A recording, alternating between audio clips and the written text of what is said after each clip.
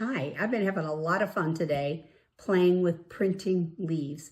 I've been using green leaves, not dried leaves, and we've talked about this before, but I'm just going to use my die cutting machine to do it. That's a whole other lesson. I can show you what to do, but let me tell you where we're going now.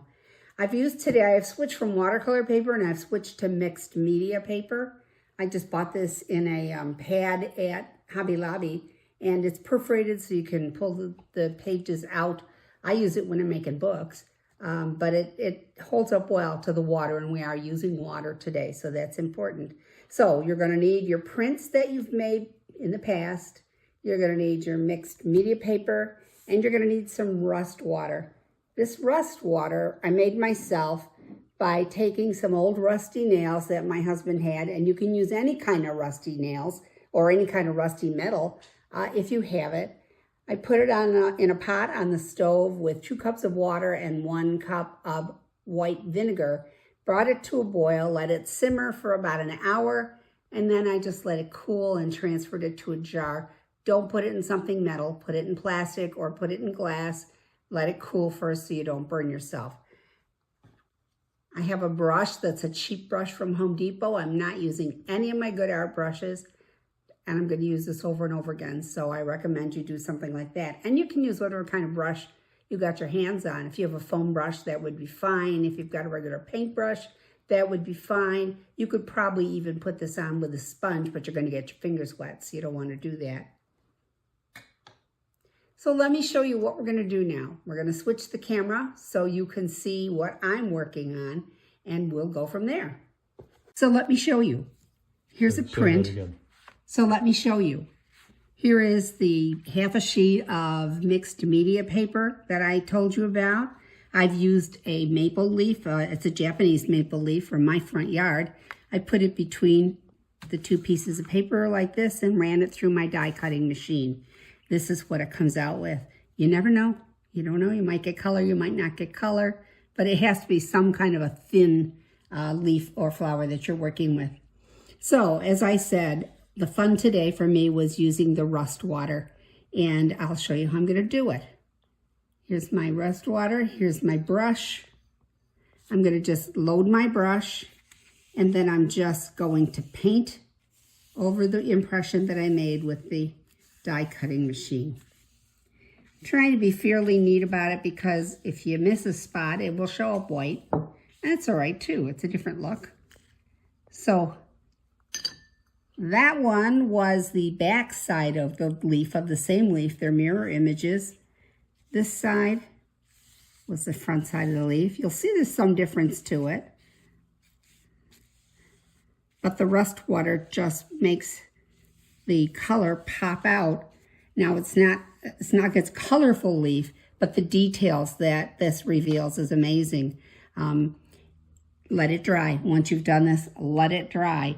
As it gets drier, the paper itself, the color will change. The more water you put on it, the more rust water, the deeper the color. Okay, so this was the maple leaf, and after I show you one other kind, I'll show you how they turn out after they're dry. I'm going to gently move this over to the side, and I'm going to bring, this is a Loropetalum. Let me wipe up my mess.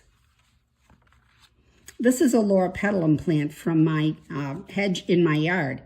So when I run it through front of the leaf, back of the leaf, well, of the stem, and you can barely see that it did take some impression of the leaves. What you mainly see is the stem.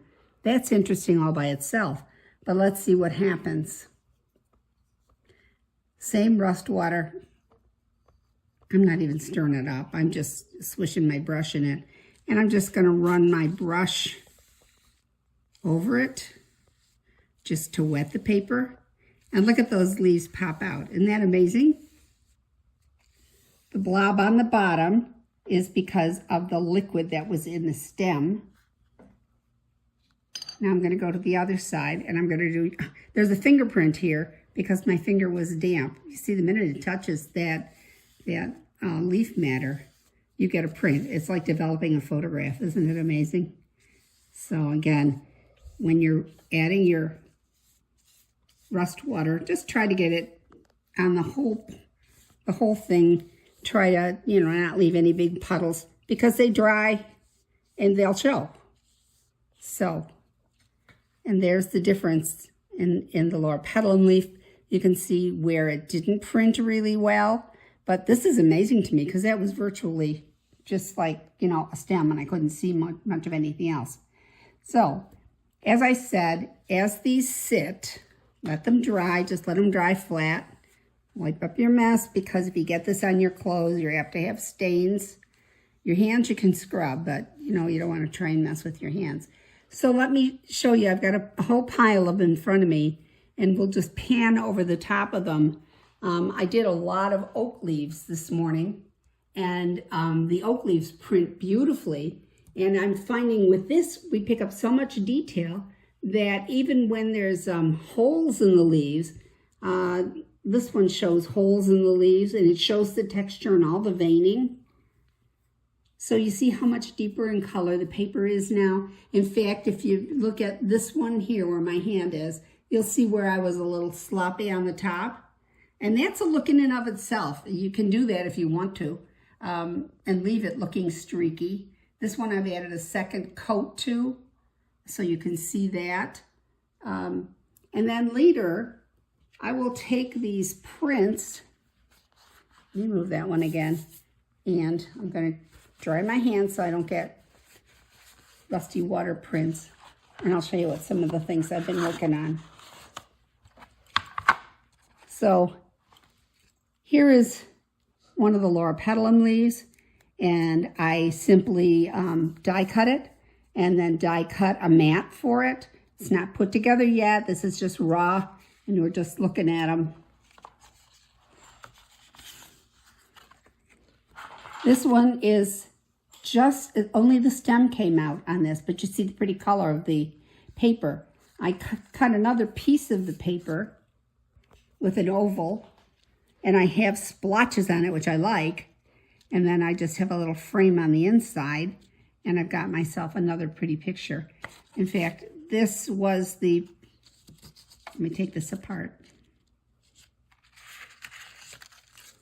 This came from this. I just cut that piece out, and then I substituted a different piece for it, but it could all be the same. I did that frame. Coming up on 6 minutes with this. Okay, one more. This is that same frame I just showed you, and I cut the pieces and swapped the frames. There's my maple leaf, and there's my black mat, and there I have a natural colored frame on the inside. So that's it. You just need to try it, play, and I hope you enjoy it as much as I have.